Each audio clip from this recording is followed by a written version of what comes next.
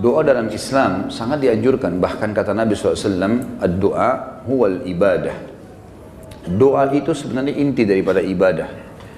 Sebagian ulama mengatakan, kalau diitlakkan doa, maka berarti semua aktivitas ibadah masuk di dalamnya. Makanya contoh misal, definisi daripada sholat, secara etimologi adalah doa. Karena memang isinya doa. Pada saat sedang puasa kita disuruh perbanyak doa, bahkan dijanjikan mustajab doa.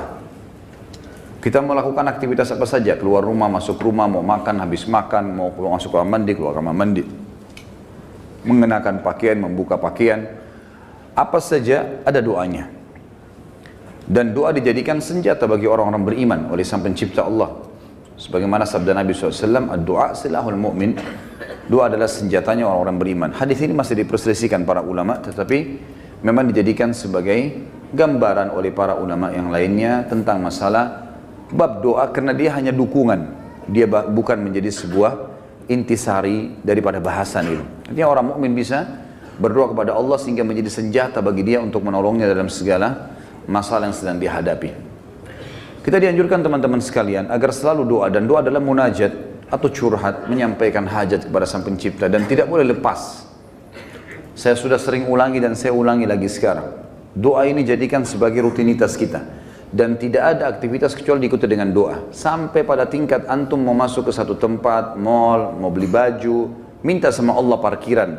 Minta sama Allah dimudahkan maksud saya. Ya Allah mudahin saya dapat parkiran ini. Ya Allah mudahin saya membeli baju itu. Ya Allah mudahin saya masuk ke restoran untuk makan makanan itu. Ya Allah mudahin untuk saya bertemu sama orang ini. Ya Allah mudahin usaha saya ini. Ya Allah mudahin kuliah saya ini. Ya Allah mudahin pernikahan saya ini. Dan seterusnya. Diikuti dengan doa. Dan doa itu kata ulama adalah ibadah. Dalam arti kata, kita sudah melihat hasilnya atau tidak melihat hasilnya, tetap dicatat pahala oleh Allah Subhanahu wa ta'ala. Kalau masih ingat sebuah athar yang saya sebutkan, orang-orang yang rutin berdoa di dunia selalu menyampaikan hajat-hajatnya kepada Allah Subhanahu wa ta'ala. Dia lihat hasilnya atau tidak lihat hasilnya. Maka orang-orang seperti ini yang belum melihat hasil dari doanya, seakan-akan bagi dia mungkin belum diijabah, maka dalam sebuah riwayat dikatakan akan datang orang-orang seperti ini hari kiamat diberikan pahala bergunung-gunung. Lalu mereka kaget, pahala dari mana ini? Bertanya pada para malaikat. Lalu para malaikat berkata, ini adalah pahala doa-doa kalian yang belum kalian dapatkan jawabannya di dunia. Maka pada saat itu mereka semua berharap kalau semua doanya selama di dunia tidak diberikan di dunia, tapi diberikan di akhirat, karena besarnya pahala yang didapatkan. Kita dianjurkan untuk membaca doa-doa positif, dan selalu kita berpikir positif juga pada Allah, itu bersangka baik. Tidak ada doa yang dimulai teman-teman sekalian baik dengan Rabbana, wahai Tuhanku dan penciptaku, atau Allahumma, ya Allah, atau apalah yang kita ucapkan, kecuali pasti sudah ada garis finishnya. Kalau kita sudah mulai start, kita sudah tahu pasti ada finishnya. Tinggal semua jawaban yang Allah kasih kepada kita, semua jawaban yang Allah kasih dari permintaan doa kita, itu mengikuti proses sistem atau sunnatullah yang telah Allah berikan kepada kita. Maksudnya ada prosesnya. Jadi kalau kita berdoa, berarti sudah ada garis finish. Tinggal mungkin seminggu, mungkin sebulan, mungkin setahun. Mungkin ada orang berdoa bertahun-tahun, baru Allah SWT berikan kepada dia. Karena bobot dari permintaannya besar. Maka Allah SWT sesuaikan dengan sunnatullah atau sistem yang dia telah buat dalam kehidupan manusia itu sendiri. Nabi SAW sebaliknya teman-teman melarang kita berdoa, mengucapkan kalimat-kalimat yang berbau permohonan atau permintaan, sadar atau tidak sadar, yang buruk. Kata Nabi SAW dalam hadis Bukhari, janganlah seseorang di antara kalian mengucapkan kalimat doa, permintaan, atau munajat, atau penyampaian sesuatu kepada Sang Pencipta yang buruk, baik buat dirinya, baik buat keluarganya, baik buat hartanya, karena jangan sampai malaikat lewat dan mengiyakannya. Misal orang bertengkar suami istri, kemudian dia mengatakan, saya berharap tidak akan bersama-sama kamu lagi. Dia nggak sadar kalimat ini bisa jadi doa, walaupun dia dalam kondisi emosi. Tidak boleh orang, saya pernah sampaikan kalau masalah anak-anak, kamu nakal sekali. Atau mungkin dia ucapkan tentang rumahnya, kendaraannya, sial tempat ini, panas, tidak beruntung tempat ini, atau bahasa apalah.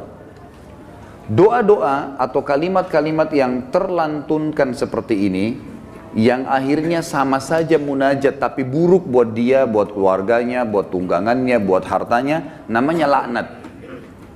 Namanya laknat. Sudah paham makna laknat?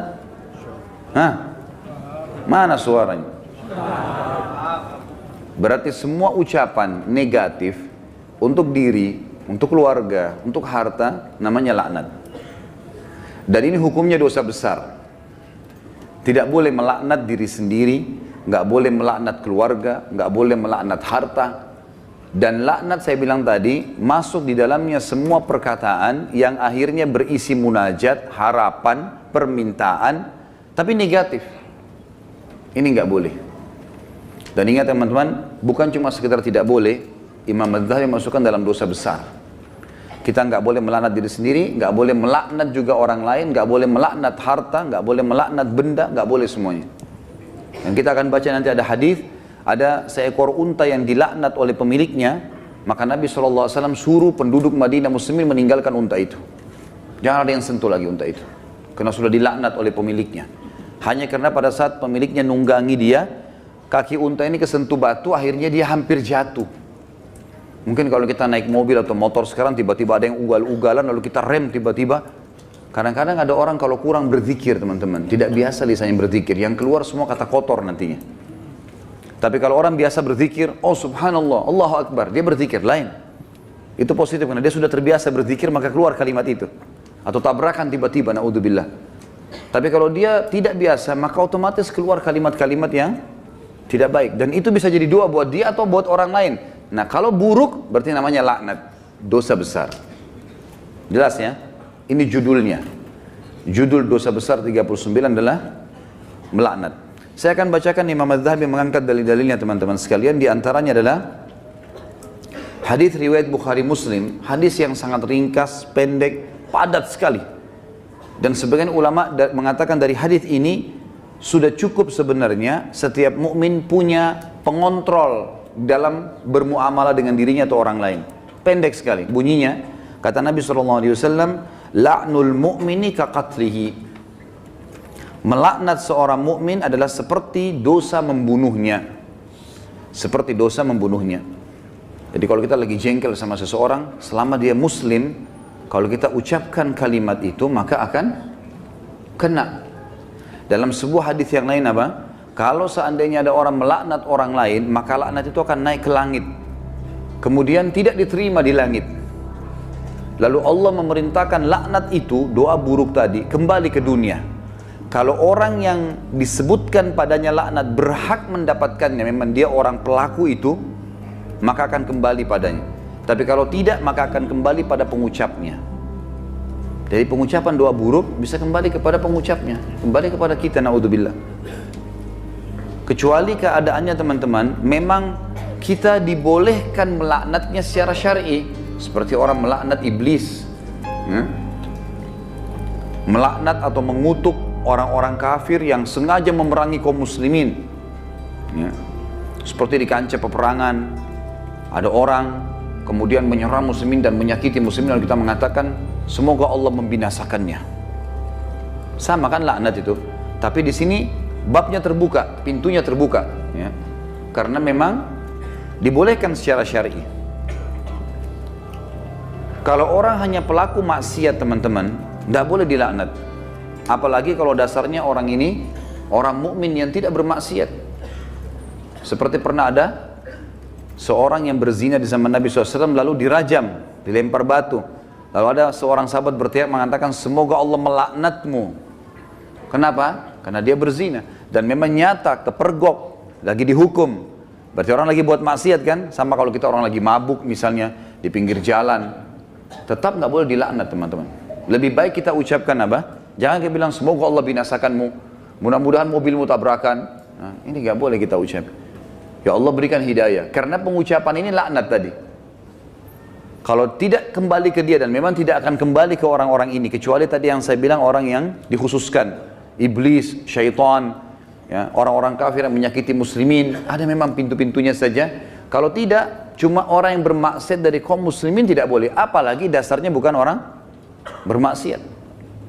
Para ulama, para da'i, para orang-orang soleh dan solehah, diolok-olok, dicaci maki. Ini semua masuk dalam masalah bahasan laknat.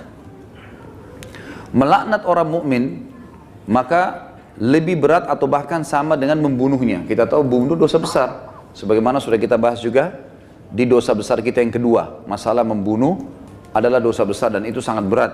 Dan membunuh orang mukmin teman-teman sekalian, itu dalam ayat Al-Quran disebutkan termasuk yang diancam kekal di neraka selain kekafiran, kemunafikan, kemusyrikan, juga dalam membunuh mukmin secara sengaja. Ini ada ancaman kekal di api neraka, gitu kan? Dan ini masih khilaf di antara ulama memang, tapi umumnya ulama mengatakan zahir hadis ayatnya begitu. Wa may yaqtul mu'mina muta'ammidan fajazaohu jahannam khalidina fiha.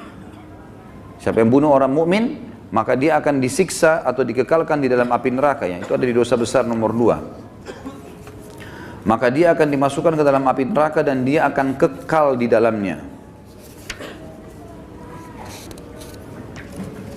Maaf, sebentar saya pastikan lagi.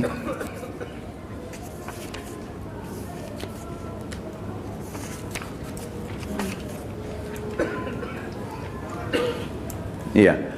Ayatnya dalam surah An-Nisa ayat 93, A'udzubillahi minasyaitonirrajim, wa may yaqtul mu'mina muta'ammidan fajazaohu jahannamu khalidan fiha wa ghadiballahu alaihi wa la'anahu wa 'adda lahu 'adzaban 'azima.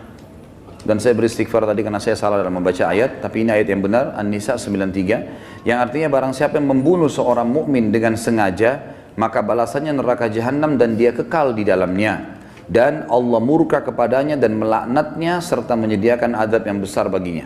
Ya. Sementara melaknat orang mukmin sama dengan membunuhnya. Hadis yang kedua, tadi hadis Bukhari Muslim, hadis yang kedua riwayat Imam Bukhari dan juga Imam Muslim menyebutkannya. Kata baginda Nabi SAW, sibabul muslimi fusuqun wa qitaluhu kufur. Mencaci maki seorang muslim adalah suatu kefasikan dan membunuhnya adalah suatu kekafiran. Di sini kalimat mencaci maki seorang muslim adalah sebuah kefasikan, maksudnya adalah caci maki masuk dalam laknat. Caci maki masuk dalam laknat. Misal seseorang punya pegawai, lalu dia mengatakan kamu bodoh. Kalimat bodoh ini, walaupun dia lagi salah, bukan itu sama doa buruk kan, laknat. Maka bisa kembali ke dia, bisa kembali ke dia, tapi pengucapnya walaupun orang itu layak mendapatkan kalimat bodoh, kembali ke dia kalimat itu, tapi laknat ini bisa kembali menjadi dosa besar bagi pengucapnya. Dan lebih baik jangan diucapkan. Lebih baik jangan diucapkan. Beda kalau kita menghardik perilaku. Misal gini, ada orang melakukan perbuatan yang ngawur dia melakukan perbuatan yang orang tidak lakukan. Misal mobil lagi sangat kencang, kemudian dia tiba-tiba berjalan di tengah jalan, seperti menunjukkan sebuah atraksi atau kehebatan gitu kan. Lalu kita mengatakan perilakunya orang ini gila. Perilaku, perbuatannya itu berbeda. Yang dimaksud dalam sini adalah masuk kepada individunya. Karena perilakunya memang betul salah, gitu kan? Perilakunya salah. Kalau kamu terus melakukan perbuatan ini, seorang guru bilang sama muridnya, kamu bisa menjadi orang bodoh. Gak masuk dalam laknat itu. Karena yang sedang dibahas apanya? Perilakunya. Perilaku beda, gitu kan? Kalau kamu terus saja seperti ini, telat datang di kantor, tidak mengerjakan pekerjaan, kamu tidak akan berprestasi. Kata-kata tidak berprestasi, buruk atau tidak? Buruk. Masuk semua dalam globalnya mana? Laknat. Tapi tidak masuk di sini karena dia sedang menilai perbuatan memang yang sedang salah. Beda, gitu kan? Seseorang membersihkan rumah atau masjid masih kotor. Ini kenapa dibiarkan kotor? Kalau begini nanti orang akan menilai kamu buruk. Menilai perbuatanmu buruk. Bukan laknat itu. Jelas ya? Jadi yang kita maksud di sini adalah individunya. Mencaci maki di sini masuk di dalamnya adalah kefasikan dan membunuhnya adalah sebuah kekafiran. Kemudian dalam hadis Muslim dari Rasulullah SAW bahwasanya beliau bersabda di dalam hadis yang diriwayatkan Imam Muslim juga, la yakunu la'anu syufa'a wala syuhada yaumal qiyamah. Orang-orang yang gemar melaknat, lidahnya suka mengucapkan kata-kata buruk. Termasuk teman-teman ya, saya sering dengar orang bercanda sama temannya, ucapkan nama binatang. Ya. panggil nama binatang, panggil kata-kata buruk, ya. Kadang-kadang kalau ditanya apa itu, oh itu artinya ini, oh itu arti buruk semua. Walaupun dia cuma bercanda sama temannya. Di sini dikatakan orang yang suka melaknat, lisannya suka diucapkan kata-kata negatif begini untuk dirinya, untuk orang lain, untuk kendaraan, untuk tunggangan, harta dan seterusnya, tidak akan bisa memberi syafaat. Dan syafaat adalah pertolongan. Saya pernah tekankan teman-teman, syafaat itu akan didapatkan bagi kalau manusia biasa kayak kita, kalau timbangan amal kita sudah lolos. Kalau kita sudah ditimbang amal baik, amal buruk, lalu amal baik kita lebih banyak, maka kita akan bisa memberikan syafaat orang lain. Sebagian ulama mengatakan sesuai dengan kadar lebihnya pahalanya dia. Misal pahalanya 10.000, dosanya 100, maka lebihnya, selisihnya dia bisa membantu orang sejumlah itu, tapi bukan diambil pahala dia, cuman kadarnya saja. Ini ulama ambil daripada hadis Nabi SAW yang berbunyi, sesungguhnya akan ada dari umatku yang bisa memberikan syafaat sejumlah suku Mudar. Suku Mudar adalah suku Arab yang sangat banyak jumlahnya, gitu kan. Ada orang kena banyak sekali amal solehnya, dosanya sedikit, dia lolos, kemudian dia bisa memberikan pertolongan sampai satu suku, gitu kan. Lalu lanjutan hadis kata Nabi SAW, dan ada juga di antara umatku yang akan saking besarnya dosa yang dia lakukan, yang akan membesar di neraka sampai dia sendiri menjadi salah satu sudut neraka itu. Tapi saksi bahasan kita potongan pertamanya. Orang yang suka melaknat teman-teman tidak boleh memberi syafaat. Sebagian ulama mengatakan syafaat di sini masuk dunia dan akhirat. Artinya kalau ada orang mau merekomendasikan orang lain, tidak layak dia bisa memberikan rekomendasi kalau dia sendiri suka melaknat, suka menghardik, suka mencaci maki, suka menyalahkan, ya, mendoakan yang buruk. Dan juga dia tidak akan menjadi saksi untuk umat-umat yang lain yang disampaikan risalah pada mereka pada hari kiamat. Karena nanti kita akan menjadi saksi hari kiamat. Nanti dalam sebuah hadis dikatakan Nuh alaihissalam didatangkan oleh Allah di mahsyar bersama dengan kaumnya. Lalu Allah tanya, hai Nuh, kau sudah sampaikan belum apa yang saya perintahkan? Kata Nuh, sudah ya Allah. Tanya kaumnya, apakah Nuh sudah dakwakan kalian? Enggak pernah Nuh datang kepada kami. Lalu kata Allah SWT kepada Nuh, siapa saksimu Nuh? Dia bilang Muhammad dan ke umatnya. Dipanggillah Nabi Muhammad SAW dengan kita semua memberikan syafaat, ya. Ya, kita memberikan kesaksian, bahwasanya betul Nabi Nuh sudah menyampaikan dan kami terima dalam Al-Quran dari surah Nuh engkau turunkan ya Allah, jumlahnya sekian ayat, lalu ayat-ayatnya ditilawakan sehingga kaum Nuh tidak bisa membantah. Karena apa yang mereka lakukan Allah sudah sampaikan dalam Al-Quran. Nah, orang yang suka melaknat tidak bisa ikut-ikutan memberikan kesaksian.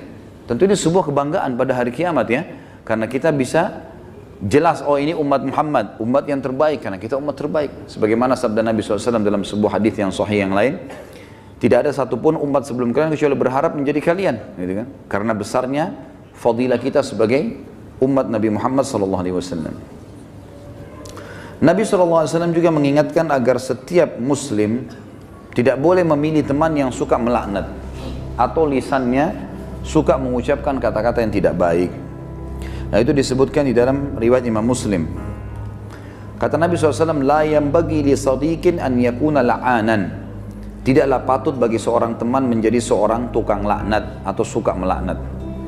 Kita sudah tahu kalau kita ketemu kemudian dia suka mencaci maki atau ucapkan kalimat buruk buat dirinya kah, buat orang lain kah, gitu kan? Itu semua buruk. Ya, ini buruk teman-teman sekalian. Sama dengan yang saya lihat orang sering sebut di Jakarta lata, sembarangan ucap-ucapan. Dan ini saya, Allahu a'lam, saya pribadi melihat, mungkin saya salah ya, tapi saya melihat ini mungkin karena dibiasakan saja. Dianggap bahan bercandaan awalnya, lama-lama jadi kebiasaan dia. Lama-lama, karena ini kalau kita tanyakan di teman-teman medis mungkin tidak ada penyebabnya. Bukan orang yang gila. Jadi dia cuma karena menganggap lucu, dia anggap juga orang-orang anggap dia jadi lucu, jadi mengucapkan kata-kata yang tidak baik. Ini juga masuk. Kalimat-kalimat buruknya bisa jadi laknat karena orang yang tidak dihitung, tidak dihisab oleh Allah, hanya anak kecil sebelum balik, orang gila sampai sadar, gitu kan? Dan juga orang tidur sampai dia bangun. Selain daripada ini akan dihisab oleh Allah Subhanahu wa taala. Orang mukmin secara umum yang dihasankan hadisnya oleh Imam Tirmidzi, dilarang juga menjadi orang yang suka melaknat, menyalah-nyalahkan, berkata-kata buruk, menyakiti orang lain, sebagaimana sabda beliau sallallahu alaihi wasallam, laisal mu'minu bit-ta'an walal la'an walal fahish walal badhi. Bukanlah seorang mukmin yang sejati Orang yang suka mencelah, yang gemar melaknat, yang suka berbuat keji, dan suka berkata kotor atau menyakiti orang lain. Itu orang mukmin tidak usah. Bahkan saya sudah pernah ajarkan teman-teman, kalau kita diajak ribut, diajak bertengkar, wa idza khatabahumul jahiluna qalu salama. Kamu begini, kamu begitu. Sudahlah, tinggalkan saja. Enggak usah ikut-ikutan. Karena dua orang yang bertengkar, dua-duanya jadi jelek mukanya. Kenapa antum mau ikut-ikutan jadi jelek seperti dia? Karena kita manusia, ada emosi. Kalau lagi bertengkar dengan orang, enggak usah baca WA-nya, enggak usah baca SMS-nya. Enggak usah dilihat. Baca Al-Quran, berzikir kepada Allah, doain supaya dapat hidayah. Belum lihat, mungkin dia marah. Semoga Allah kasih hidayah. Selesai. Insya Allah Allah kasih kebaikan itu. Nanti Allah perbaiki. Gitu. Daripada ikut-ikutan. Ya. Karena dia buruk, kita buruk. Dia melaknat, kita bisa melaknat. Dua-duanya hanya kena keburukan. Dan kata Nabi SAW, kalau dua orang sedang bertengkar, maka laknat Allah turun kepada yang memulainya. Siapa yang memulai pertengkaran, dia yang dilaknat sama Allah. Jadi kalau laknat dari Allah melalui malaikat adalah diangkat berkah hidupnya. Kalau laknat kita, manusia kita mengucapkan, berarti kita berharap keburukan buat diri kita atau orang lain. Kalau dari malaikat, dari Allah itu diangkat berkah hidupnya. Kalau dua orang bertengkar, maka laknat Allah turun kepada orang yang memulainya. Dan yang tidak membalasnya terus didoakan malaikat agar dapat rahmat dan pengampunan. Sampai dia membalasnya. Kalau dia sudah balas, dua-dua kena laknat. Jadi tinggalkan saja. Ya. Kamu begini, kamu begitu ya, ngomong aja, kita jalan saja. Baik dia yang ngomong. Tulis SMS sampai 1000, tidak usah baca. Tidak usah baca. Kita baca, wah dia begini, balas lagi, habis umur gitu. Untuk apa? Kita kalau balas SMS, balas WA begitu bertengkar itu sudah bisa satu surah Al-Quran dibaca. Satu huruf 10 pahala. Benar nggak? Amalin ya. Jangan cuma bener-bener tapi. Contoh realita lapangan, banyak orang begitu. Jadi jangan buang-buang waktu, nggak ada gunanya.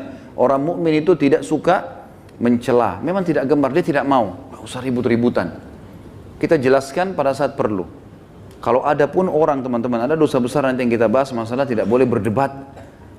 Kalau hal-hal yang kita anggap perlu berdebat, menjelaskan argumentasi dan ada manfaat, sampaikan. Nggak ada manfaat, nggak usah.